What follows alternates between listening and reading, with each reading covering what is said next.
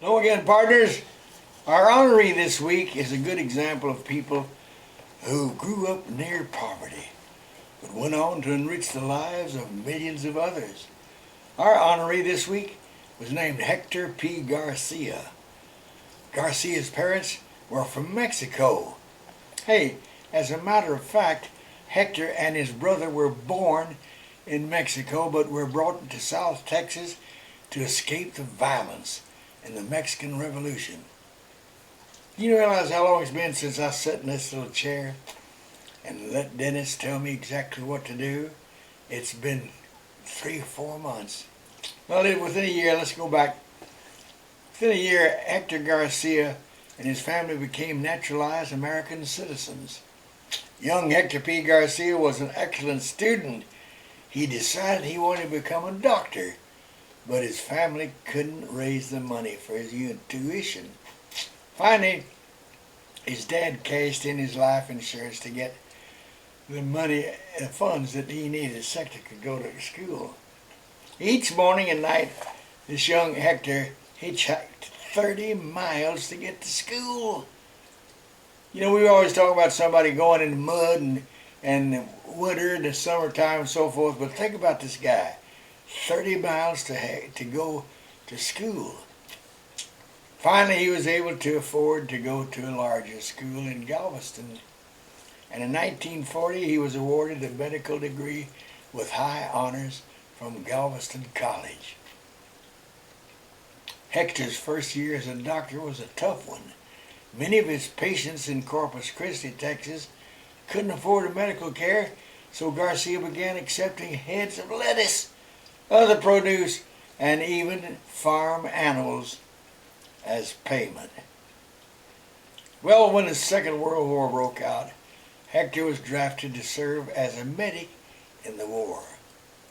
By the time the war was over, he had risen to the rank of major and received more than a half a dozen medals and citations.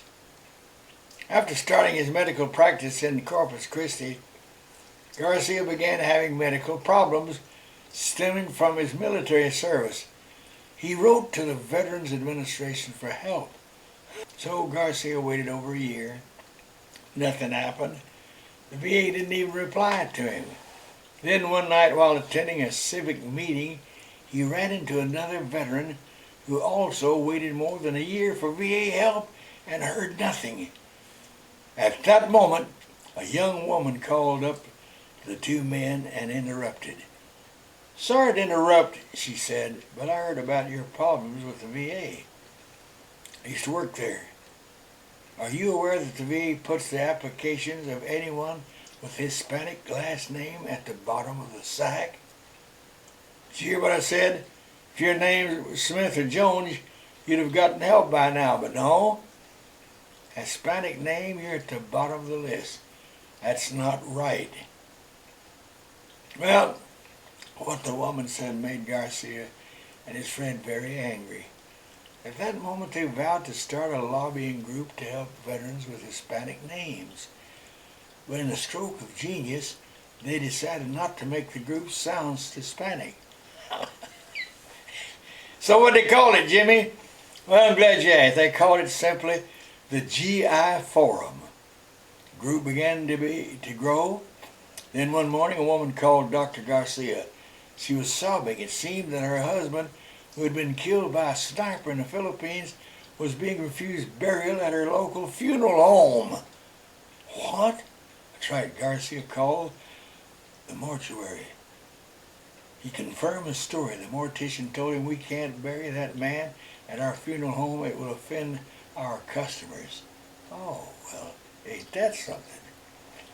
Now, partners, many times in the history of our nation, we've had what is called a magic moment.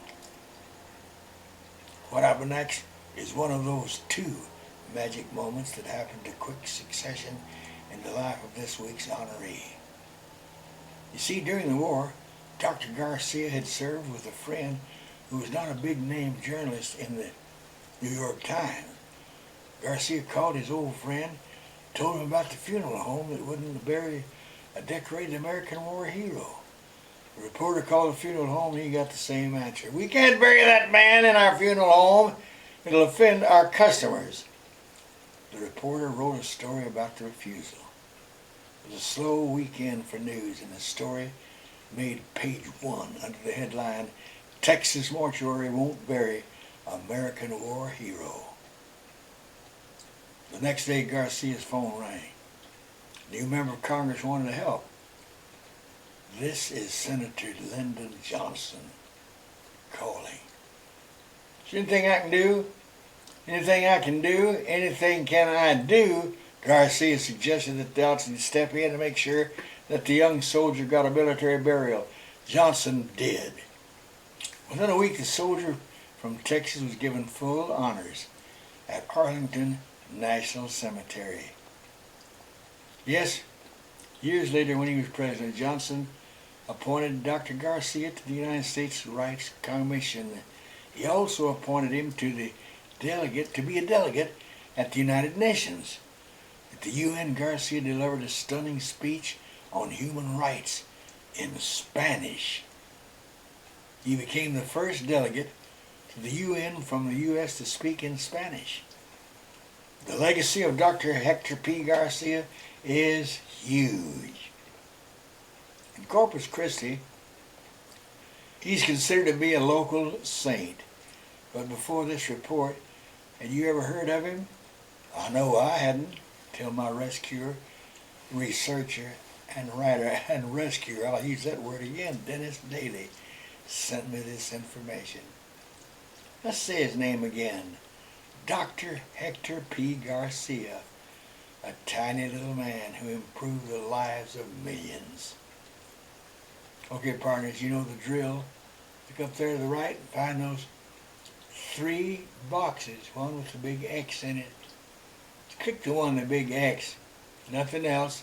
You'll come right back to our little report page and see the rest of my report for this week.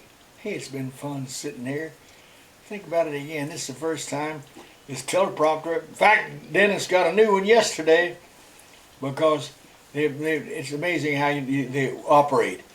Different companies have different things that they use, and he's found the right one for me. So come on, again, I love you. Go get 'em, Tiger.